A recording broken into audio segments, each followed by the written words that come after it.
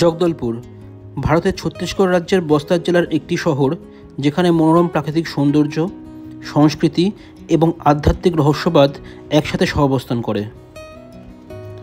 এখানকার সবুজ বনাঞ্চলীয় পাহাড়, গভীর উপত্যকা, জলপ্রপাত, গুহা, প্রাকৃতিক উদ্যান এবং স্থানীয় উপজাতিদের অনন্য সংস্কৃতি পর্যটকদের মনে এক আলাদা জায়গা করে নিয়েছে,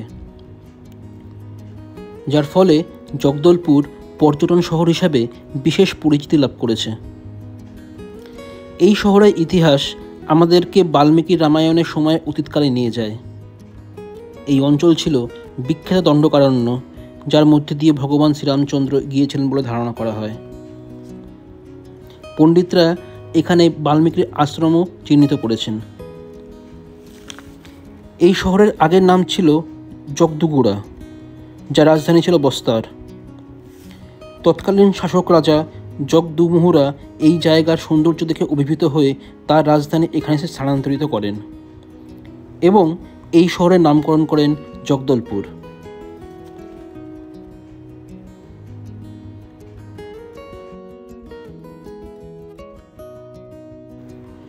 তো আজকের আমাদের এই জগদলপুর ভ্রমণ সিরিজের প্রথম পর্বে আপনাদের জন্য থাকছে আমরা জগদলপুরে কোথায় কোথায় ঘুরেছি, কোন হোটেলে ছিলাম, কি কি খাওয়া দাওয়া করেছি সে সম্পর্কিত যাবতীয় তথ্য।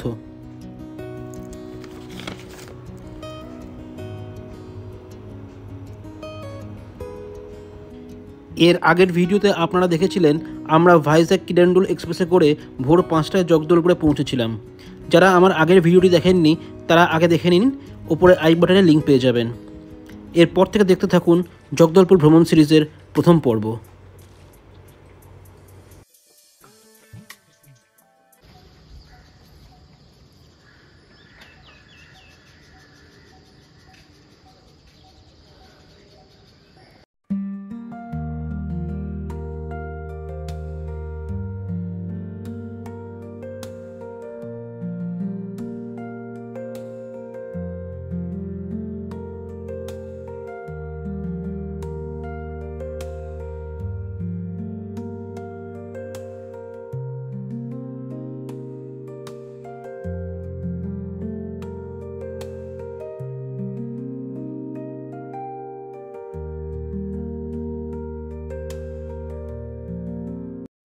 Good morning from Jagdalpur, Chhattisgarh. Finally আমরা হোমস্টেতে উঠতে পারলাম। কেন এটা বললাম? কারণ সকাল 5:30 থেকে এখন 8:30 বাজে। মোট 4টে হোটেল ঘুরলাম, কিন্তু কোনোটাতেই হয় রুম পেলাম না, নয়তো রুম রেন্ট বেশি। ফাইনালি আমাদের যিনি ড্রাইভার তিনি আমাদের বললেন যে এখানে একটা গুরু কৃপা হোমস্টে বলে একটা হোমস্টে রয়েছে, তো সেই হোমস্টে আপনারা চলে যান, সেখানে আপনারা পছন্দের মতো রুম পেয়ে যাবেন। আর কথাটা সত্যি, এখানে নিজেদের বাড়ির মতোই মনে হচ্ছে। এত সুন্দর পরিবেশ, এত সুন্দর খোলামেলা জায়গা, আর এত সুন্দর ঘরগুলো, এখানে থেকে ছেড়ে যাইতে মন চাইবে না। আর আমি কথাটা মিথ্যে বলছি না, কারণ এর প্রমাণ আমি আপনাদের দেবো। পুরো সব কটা রুম আপনাদের ঘুরে দেখাবো, আর তার সঙ্গে বাথরুমগুলো আপনাদের দেখাবো। এত সুন্দর জায়গা।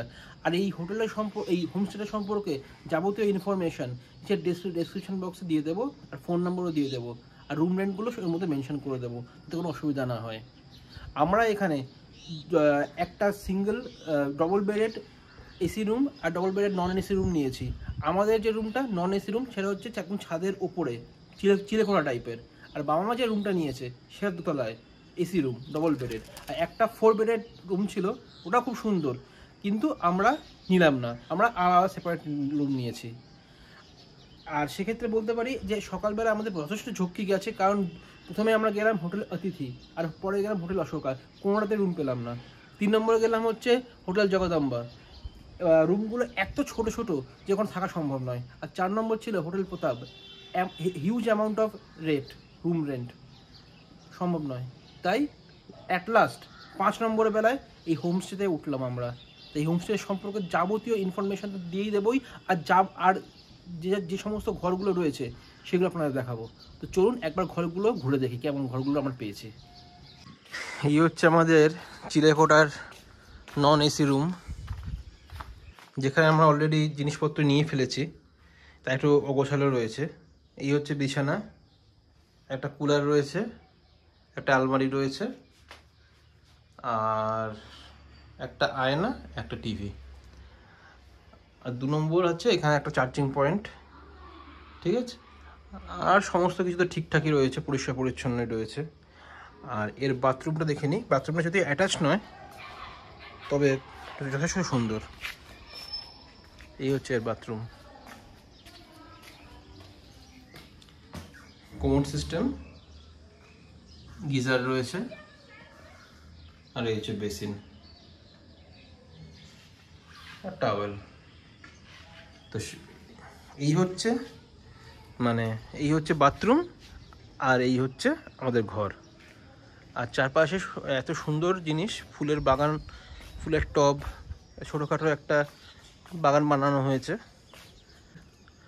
আর এই দেখবেন ওপরে একটা সিঁড়ি চলে গেছে একদম ছাদের মাথায়, ওখানেও যাব। কিন্তু তার আগে মায়ের রুমটা দেখিনি, মা বাবার রুমটা। মা বাবার রুমটা নিচে আছে।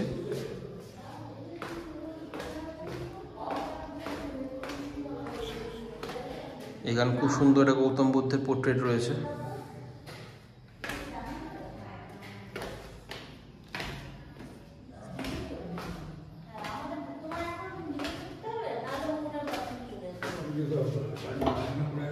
এই হচ্ছে বাবা মার রুম।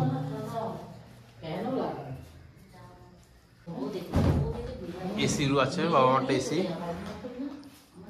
আর একটা এখানে একটা ব্যালকনি আছে।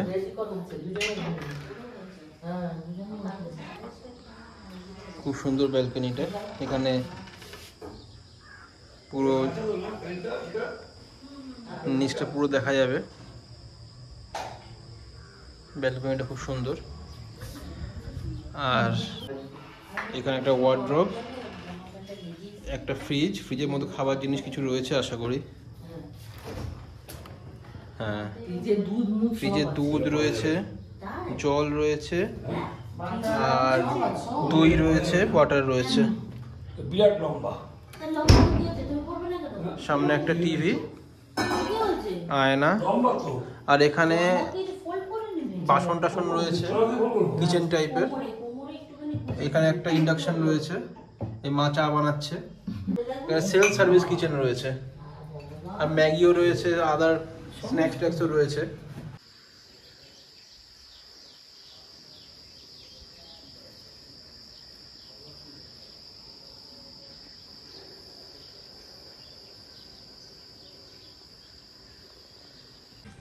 তো আমরা এখন চান ফান করে ফ্রেশ হয়ে রেডি, আমাদের গাড়িও চলে এসছে, গাড়িতে উঠবো। স্টার্ট করি। আজকে জগদলপুর অনেকগুলো সাইট সিন দেখার আছে, তো শুরু করি।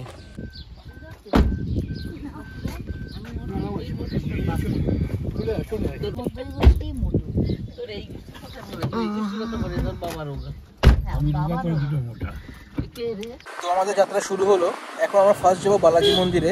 তো তার সাথে একটা জিনিস পরিচয় করে দেওয়া আছে। আমাদের সঙ্গে যিনি আমাদের নিয়ে যাচ্ছেন, সুজন বাবু, ওনাকে আপনি আগে অনেক চ্যানেলে দেখেছেন, ট্রাভেল উইথ কৌশিক আপনি দেখেছেন ওকে। আমরা অ্যাকচুয়ালি ওই ভিডিও থেকে এই ফোন নাম্বার নিয়ে ওনার সঙ্গে কন্ট্যাক্ট করেছিলাম। তা উনিও ওনাকে রিকোয়েস্ট করেছিলাম যে উনি আমাদের সঙ্গে প্রথম দিনটা যাতে ঘুরিয়ে দেখান, উনি রাজি হয়েছেন। তো জগদলপুর এলে আপনি সুজনবাবুর সঙ্গে যোগাযোগ করতে পারেন। ওনার ফোন নাম্বার আমি নিচের ডেসক্রিপশন বক্সে দিয়ে দেবো। আপনারা জগদলপুরে এসে ওনার সঙ্গে ডাইরেক্ট যোগাযোগ করতে পারেন। উনি আপনাদের পুরো প্যাকেজটা, মানে পুরো ঘোরার দায়িত্বটা উনি একদম ভালোভাবে নেবেন, এবং উনি পুরো জায়গাটাকে আপনাদের ঘুরে দেখাবেন। এবং যদি ওনার সঙ্গে কন্ট্যাক্ট করতে চান, ওনার ফোন নাম্বার ওনার সঙ্গে অ্যাডভান্স কথা বলে নেবেন। তারপর বাকি যে সমস্ত ঘোরার জায়গাগুলো আছে এক এক করে ঘুরে দেখতে পারেন।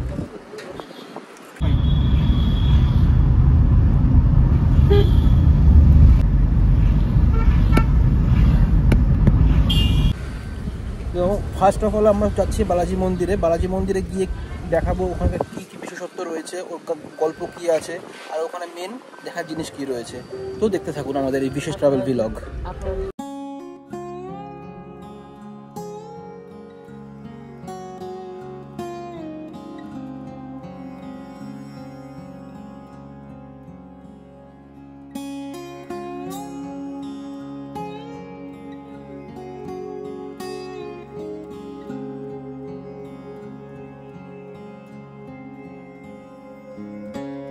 যে বালাজি টেম্পল, এই বালাজি টেম্পলের আরেক নাম শ্রী ভেঙ্কটেশ্বর স্বামী টেম্পল। এর আরও নাম আছে, গোবিন্দ, শ্রীনিবাস, ভেঙ্কট, অনেক নাম আছে।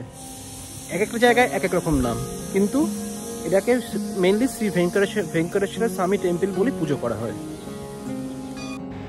ভগবান বালাজি শ্রী ভেঙ্কটেশ্বর স্বামীর উদ্দেশ্যে উৎসর্গীকৃত এই পবিত্র মন্দিরটি কাছের এবং দূরের দর্শনার্থীদের আকর্ষণ করে, শ্রদ্ধা এবং আধ্যাত্মিক সান্ত্বনার স্থান হিসাবে কাজ করে। অন্ধ্র অ্যাসোসিয়েশন দ্বারা প্রতিষ্ঠিত মন্দিরটি একটি শান্তিপূর্ণ আভা বহন করে, যা ভক্ত এবং পর্যটক উভয়কেই মোহিত করে।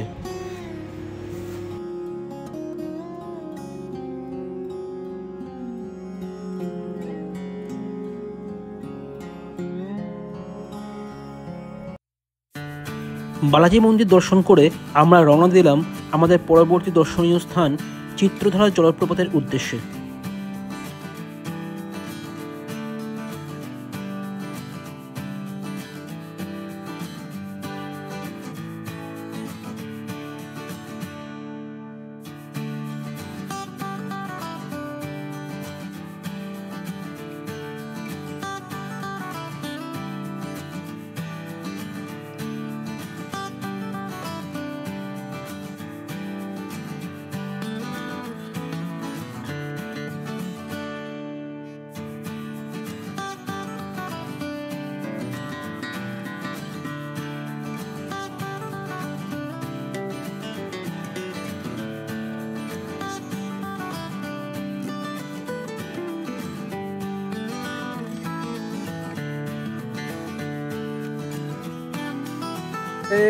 পৌঁছে গেলাম আমরা চিত্রধারা ওয়াটারফলস দেখতে।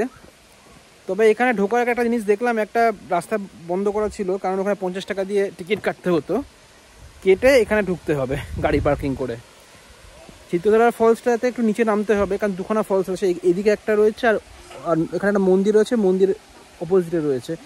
দেখে নিন আগে কোনখানে যাওয়া যায়, দেখে নিন।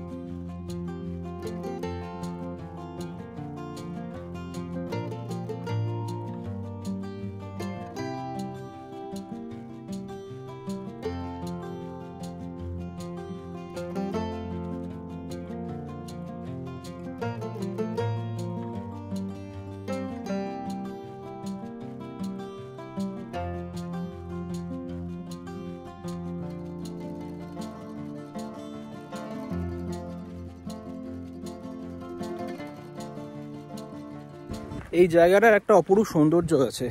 এখন তো বর্ষাকাল নয়, তাই অনেক সময় জল বেশি নেই। বর্ষাকালের সময় আসলে এর আলাদাই একটা সৌন্দর্য ফুটে বেরোতো, সেটা বলাই ভালো। একটা সাইড তো দেখালাম, দেখি একটা শেড আছে সামনে, এই শেডের সামনে দিয়ে আপনাদের দেখানোর চেষ্টা করি, আশা করি ভালোই দেখা যাবে।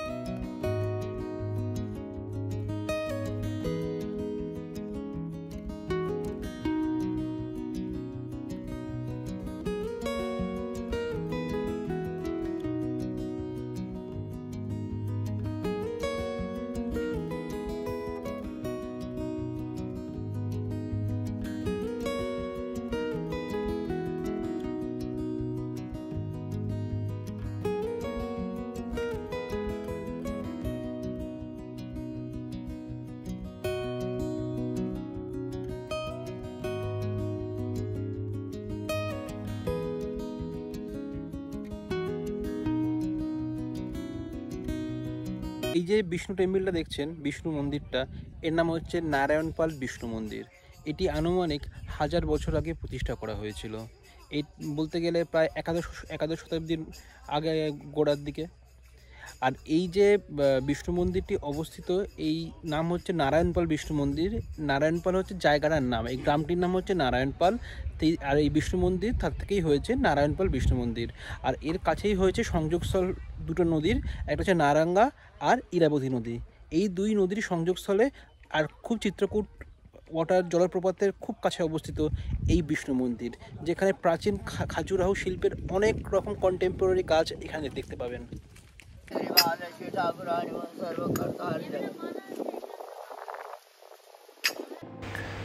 এই নারায়ণপাল বিষ্ণু মন্দিরে রয়েছে অষ্টভুজাকার মণ্ডপ এবং উঁচু নাগড়া ল্যাটিনা শিখর, যার জন্য এই মন্দিরটি বস্তারের অন্যতম গুরুত্বপূর্ণ মন্দির হিসেবে পরিচিতি পেয়েছে। মন্দিরটি একটি উঁচু জগতির উপর নির্মিত এবং পূর্বমুখী। এটি একটি আয়তাকার গর্ভগৃহ, অন্তরাল এবং মণ্ডপ নিয়ে গঠিত। গর্ভগৃহের চার কোণে পাথরের স্তম্ভগুলি এক অষ্টভুজাকার ছাদকে ভর দিয়ে দাঁড়িয়ে রয়েছে। অন্তরালটি একটি আয়তাকার কক্ষ, যার উপরে একটি পিরামিড আকৃতির ছত্র রয়েছে। মণ্ডপটি একটি বন্ধ অষ্টভুজাকার হলঘর, যার উত্তর এবং দক্ষিণে ট্রান্সেপ্ট রয়েছে। এর 16টি পাথরের স্তম্ভ রয়েছে, যা ভিতরের প্যারাপেট দেয়ালে অবস্থিত এর ছাদকে ভর দিয়ে দাঁড়িয়ে আছে। মণ্ডপের প্রবেশপথে একটি সরল স্তম্ভ রয়েছে, যার মধ্যে ভগবান গণেশ ললতা বিম্বে উপস্থিত। বাম এবং ডান প্রান্তে সংশ্লিষ্ট ভাস্কর্যগুলি অনুপস্থিত এবং সেখানে খালি গুহা রয়েছে। গর্ভগৃহের প্রবেশপথে 3টে শাখা রয়েছে। সমস্ত শাখা ফুল এবং পাতার নকশা দিয়ে সজ্জিত।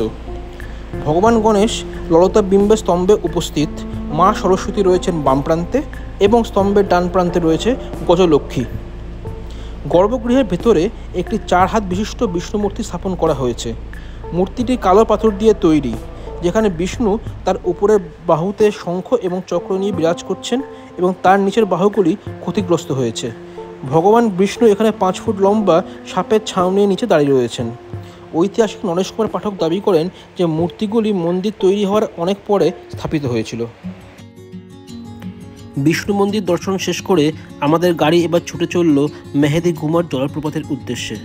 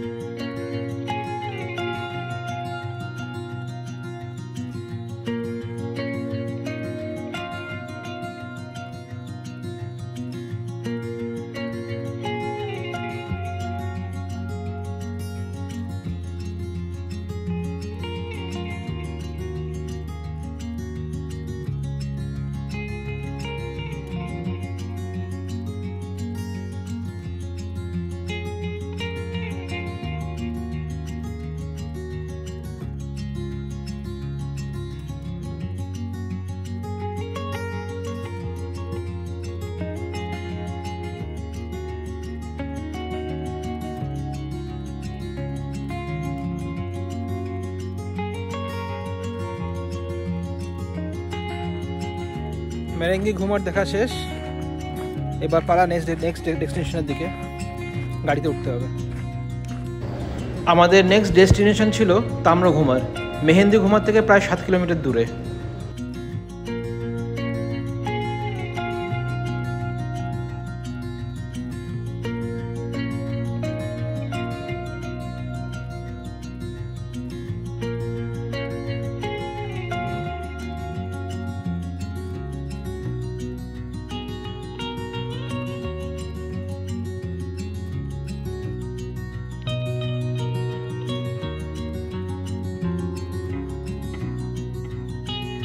এসে গেলাম আমরা তাম্রঘুমারে, কিন্তু সব জায়গায় দেখছি গাড়ি পার্কিংয়ের জন্য চার্জ 40-50।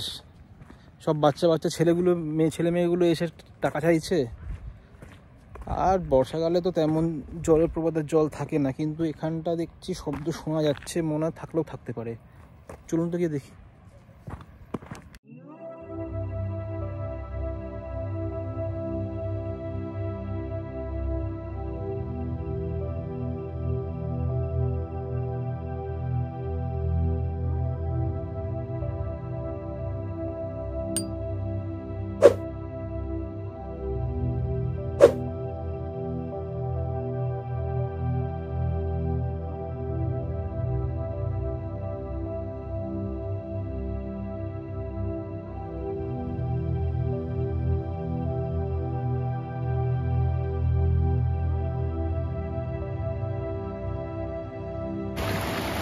ঠান্ডা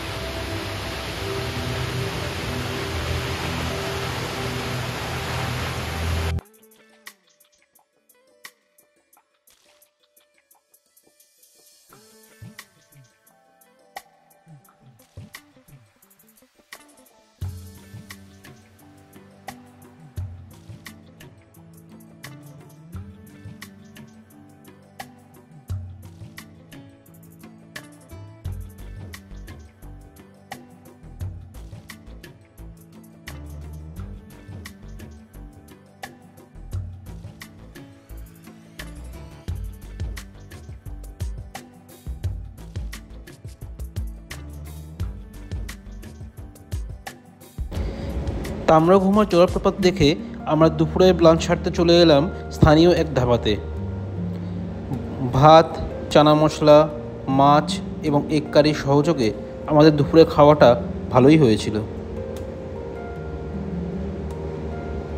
লাঞ্চ সেরে আমরা সোজা চলে এলাম চিত্রকূট জলপ্রপাত দেখতে। চিত্রকূট ফলসে পৌঁছে এখানে একটি শিব মন্দির চোখে পড়ল। মন্দিরটি ছোট হলেও এখানকার পরিবেশটি খুবই সুন্দর। এখানে অধিষ্ঠিত মহাদেবকে প্রণাম করে তারপর আমরা চিত্রকূট জলপ্রপাতের দিকে এগোলাম, যেটি এই মন্দিরের ঠিক পেছনেই রয়েছে। ইন্দ্রাবতী নদীর তীরে অবস্থিত চিত্রকূট জলপ্রপাতটি জগদলপুরের পশ্চিমে প্রায় 38 কিলোমিটার দূরে অবস্থিত।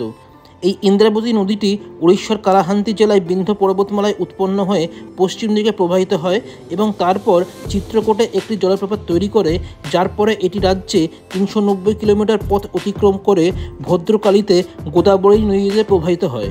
এই জলপ্রপাতের উচ্চতা প্রায় 30 মিটার এবং এর আকৃতি অনেকটা ঘোড়া নালের মতো দেখতে হওয়ার কারণে এটিকে প্রায়শই মার্কিন যুক্তরাষ্ট্রের বিশ্ববিখ্যাত নায়াগ্রা জলপ্রপাতের সাথে তুলনা করা হয়।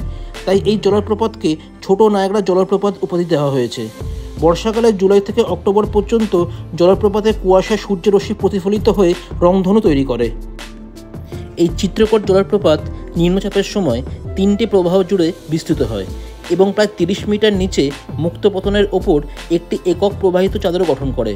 তবে বর্ষাকালে যখন ইন্দ্রাবতী নদী প্লাবিত হয় তখন জলপ্রপাতগুলো বাম থেকে ডান তীর পর্যন্ত বিস্তৃত থাকে, যার প্রস্থ প্রায় 300 মিটার। যদিও নায়াগ্রা জলপ্রপাতের তুলনায় এটি প্রস্থে প্রায় 1/3 কম, তাই জলপ্রপাতের ওপর দিয়ে জলপ্রবাহের অবস্থা ঋতু অনুসারে পরিবর্তিত হয়। বন্যার সময় বা বর্ষার সময় প্রবাহটি পলিতে ভরা থাকে। কুয়াশাচ্ছন্ন পরিবেশে ভারতের সর্বাধিক প্রশস্ত এই জলপ্রপাতের নিচে স্থানীয় নৌকা পরিষেবাগুলি সূর্যের আলোয় প্রতিফলিত সূর্যালোক এবং নীল রঙের রাঙা জলপ্রপাতের দৃশ্য খুব কাছ থেকে দেখানোর জন্য নৌকা করে আপনাদের জলপ্রপাতের খুব কাছে নিয়ে যাবে। আমরাও তাই সেই দলে ভিড়ে গেলাম। দাবি করে বলছি, এহেন অপার্থিব সৌন্দর্য মুখের ভাষা দিয়ে বর্ণনা করা যায় না।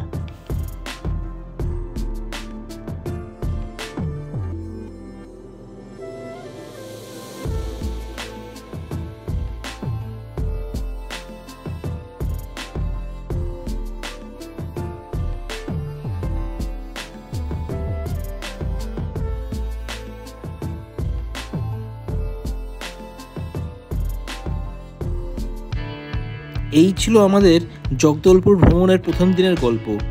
এর পরের পর্বে থাকছে জগদলপুরের বাকি সমস্ত দর্শনীয় স্থান, যার মধ্যে উল্লেখযোগ্য হলো 51 সতীপীঠের অন্যতম সতীপীঠ মা দন্তেশ্বরী মন্দির, তিরোদগড় জলপ্রপাত,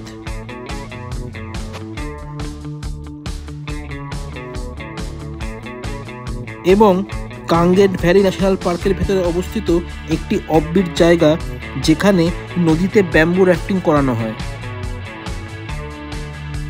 সঙ্গে থাকছে দেশি মুরগি সহযোগে জমিয়ে খাওয়া দাওয়া,